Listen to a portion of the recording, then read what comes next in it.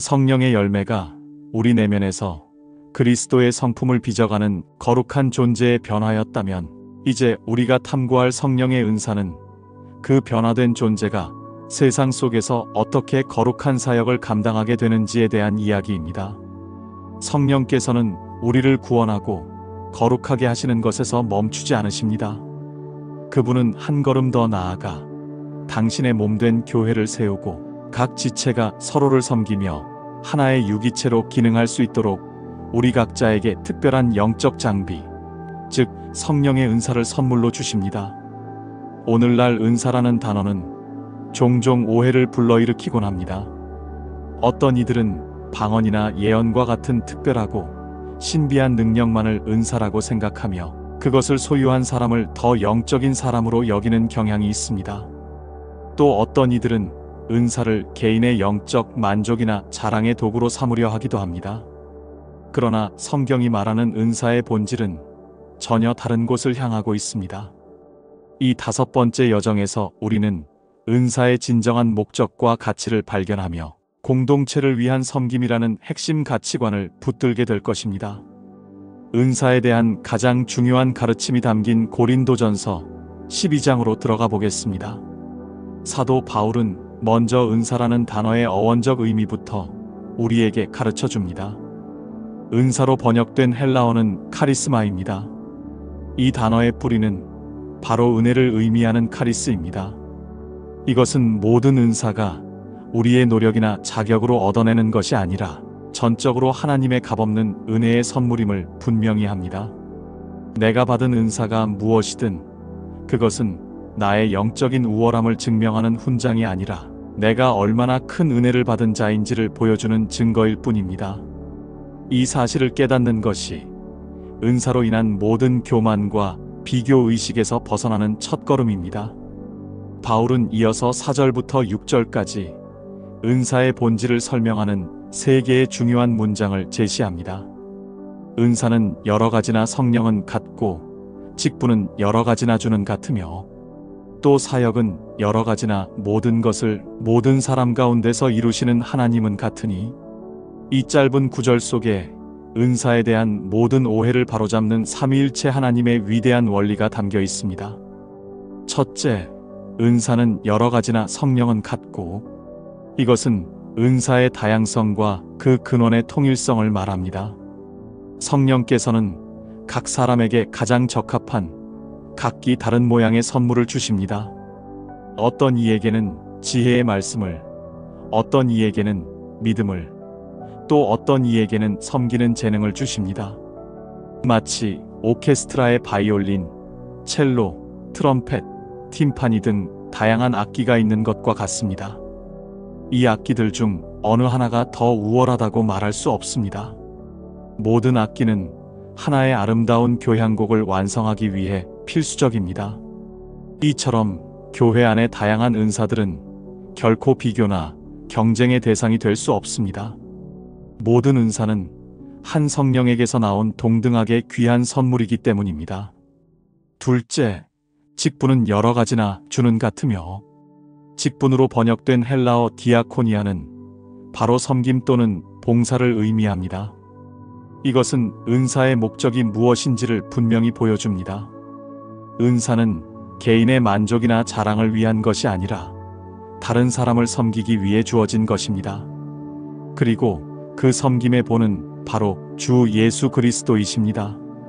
그분은 섬김을 받으러 오신 것이 아니라 도리어 섬기러 오셨다고 말씀하셨습니다.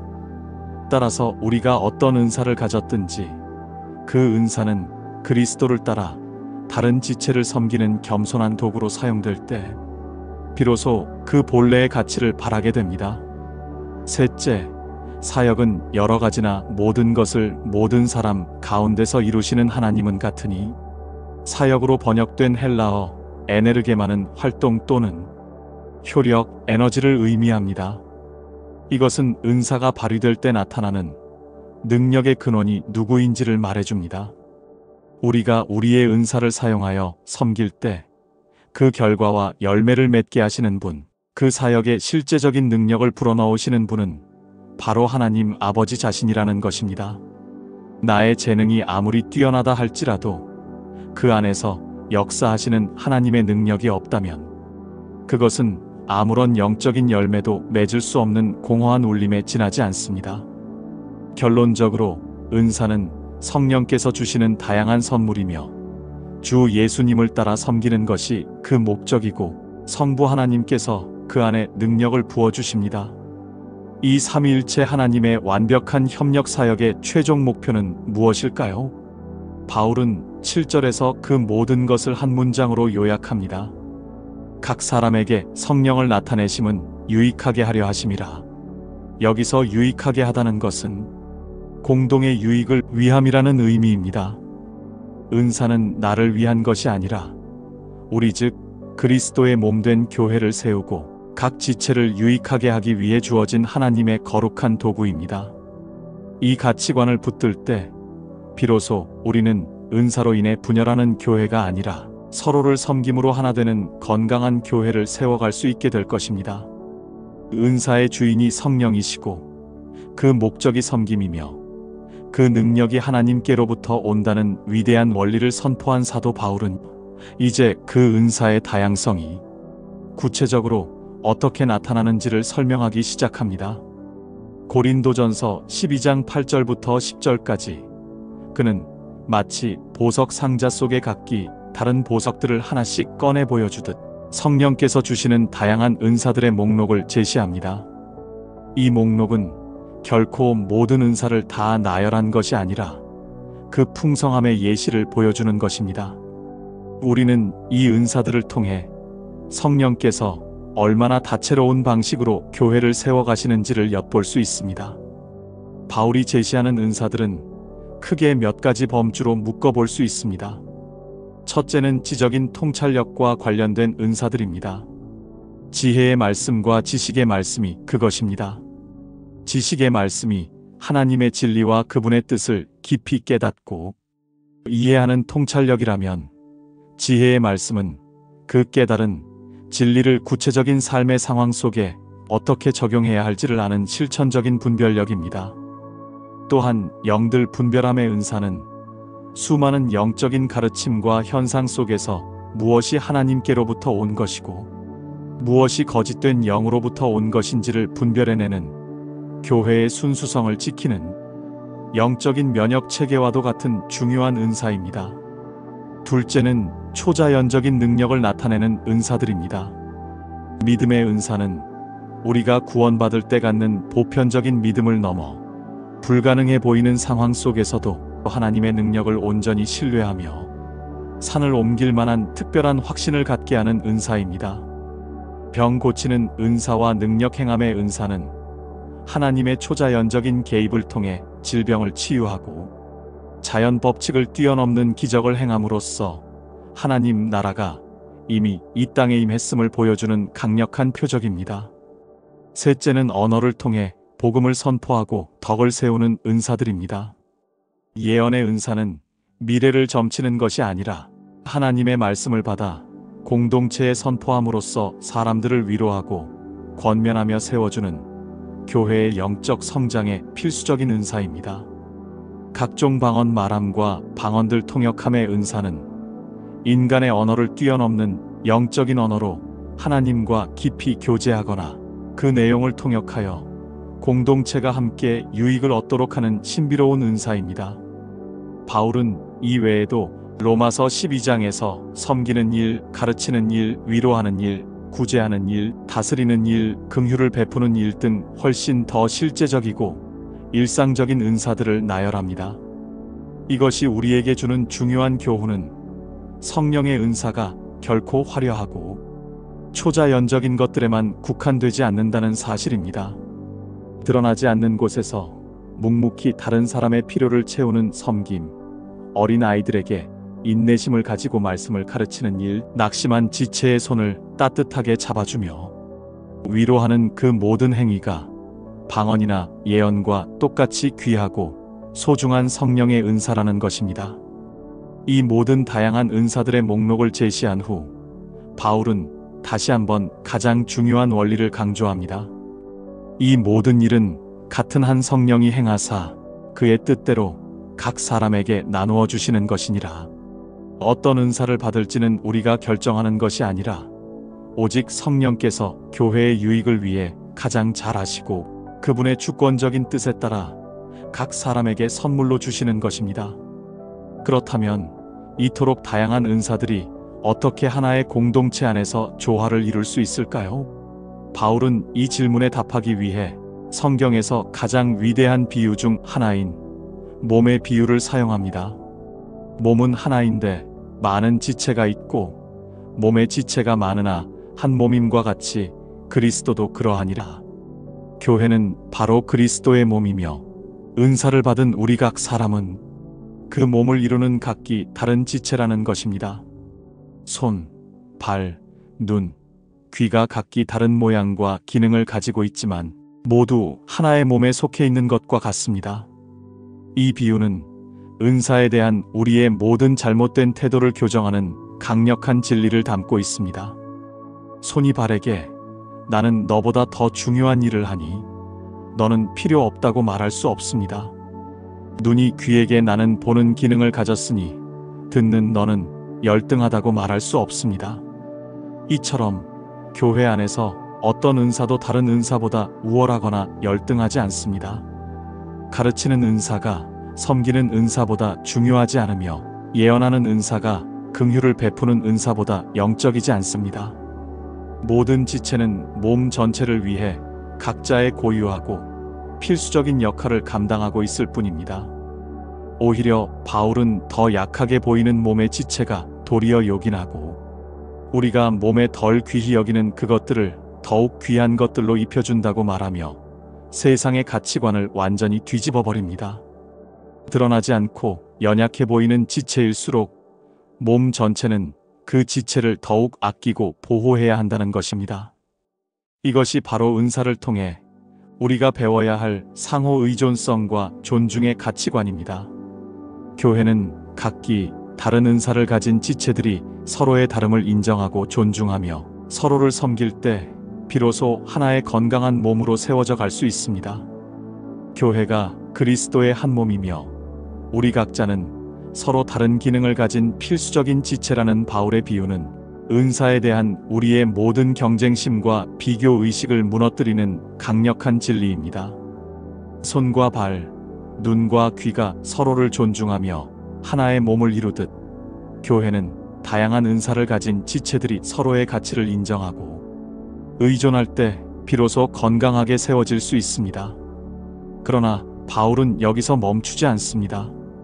그는 한 걸음 더 나아가 이 모든 다양한 지체들을 연결하고 그 모든 은사들을 가치 있게 만드는 생명의 혈액과도 같은 가장 근본적인 원리를 제시합니다. 고린도전서 12장의 마지막 절에서 바울은 은사에 대한 긴 설명을 마치며 이렇게 선언합니다. 너희는 더욱 큰 은사를 사모하라.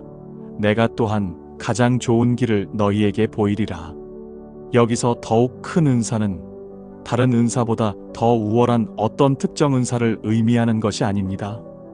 문맥상 그것은 교회에 더 큰 유익을 주는 은사, 즉 개인의 만족보다는 공동체의 덕을 세우는데 더 효과적인 은사를 사모하라는 권면입니다. 그러나 바울의 진짜 강조점은 그 뒷부분에 있습니다. 내가 또한 가장 좋은 길을 너희에게 보이리라. 바울은 이제 은사들의 목록을 나열하는 것을 넘어 그 모든 은사를 사용하는 방식, 그 모든 은사를 아우르는 차원이 다른 길을 제시하겠다고 말합니다. 그리고 그 길은 바로 고린도전서 13장, 우리가 흔히 사랑장이라고 부르는 위대한 시를 통해 펼쳐집니다. 고린도전서 13장은 은사에 대한 가르침의 단순한 부록이 아니라 은사의 존재 이유와 목적을 밝히는 핵심 열쇠입니다. 바울은 먼저 사랑이 없다면 가장 화려하고 강력해 보이는 은사들조차도 얼마나 무가치한지를 충격적인 언어로 선포합니다. 내가 사람의 방언과 천사의 말을 할지라도 사랑이 없으면 소리나는 구리와 울리는 꽹과리가 되고, 당시 고린도 교회는 방언과 같은 신비로운 은사를 매우 높이 평가하며 자랑했습니다. 그러나 바울은 단호하게 말합니다. 그 안에 다른 지체를 향한 사랑이 없다면 천사가 하는 것 같은 아름다운 방언조차도 영적인 소음에 불과하다는 것입니다. 그는 계속해서 말합니다. 내가 예언하는 능력이 있어 모든 비밀과 모든 지식을 알고 또 산을 옮길 만한 모든 믿음이 있을지라도 사랑이 없으면 내가 아무것도 아니요. 예언과 지식, 믿음은 교회를 세우는데 얼마나 중요한 은사입니까? 그러나 그 동기가 사랑이 아니라 자기 자신을 드러내려는 교만이라면 그 모든 것은 하나님 앞에서 아무것도 아닌 것으로 평가된다는 것입니다.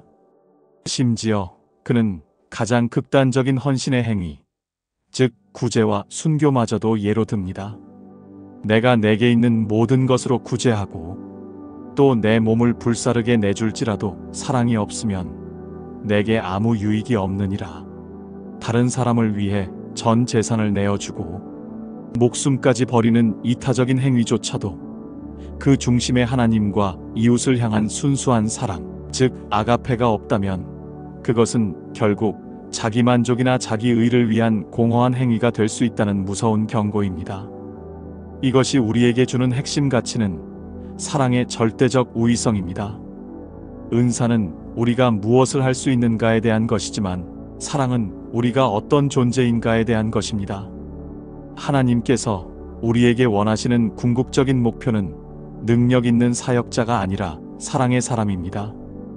은사는 교회를 세우기 위한 도구이지만 사랑은 그 도구를 사용하는 마음이자 방식입니다.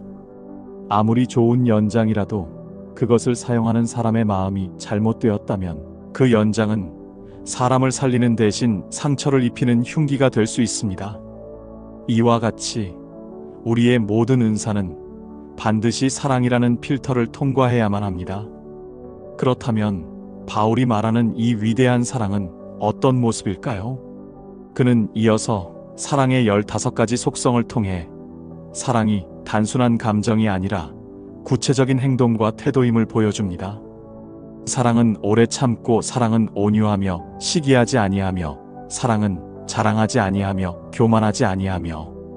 이 사랑의 속성들은 놀랍게도 고린도 교회 교인들이 은사를 사용하며 범했던 모든 잘못들을 정확하게 지적하고 교정합니다. 그들은 서로 시기하고 자랑하며 교만했습니다. 그러나 사랑은 그렇지 않습니다. 그들은 자기의 유익을 구하고 쉽게 성내었습니다. 그러나 사랑은 무례히 행하지 않고 자기의 유익을 구하지 않으며 성내지 않습니다. 이처럼 사랑은 모든 은사를 올바르게 사용하는 운영체제와도 같습니다. 사랑이라는 운영체제 안에서 우리의 은사가 사용될 때 비로소 교회는 세워지고 하나님께 영광이 돌아가게 되는 것입니다. 모든 은사를 가치 있게 만드는 가장 좋은 길이 사랑임을 선포한 사도 바울은 고린도전서 13장의 마지막 부분에서 사랑과 은사의 근본적인 차이점을 대조하며 그의 위대한 가르침을 마무리합니다. 그것은 바로 은사의 일시성과 사랑의 영원성입니다. 바울은 단호하게 선언합니다. 사랑은 언제까지나 떨어지지 아니하되 예언도 패하고 방언도 그치고 지식도 패하리라. 예언, 방언, 지식과 같은 놀라운 은사들조차도 패하고 그치는 때가 온다는 것입니다. 왜냐하면 이 모든 은사들은 우리가 이 땅을 살아가는 동안 아직 불완전한 상태에 있는 교회를 세우기 위해 주어진 임시적인 도구들이기 때문입니다. 바울은 우리의 현재 상태를 우리가 지금은 거울로 보는 것 같이 희미하나라고 묘사합니다. 그러나 마침내 주님께서 다시 오시는 그날, 우리가 주님을 얼굴과 얼굴을 대하여 보는 완전한 상태에 이르게 되면 더 이상 희미한 거울과 같은 예언이나 지식은 필요 없게 될 것입니다. 부분적인 것들은 전체가 오면 사라지기 때문입니다. 그러나 사랑은 다릅니다.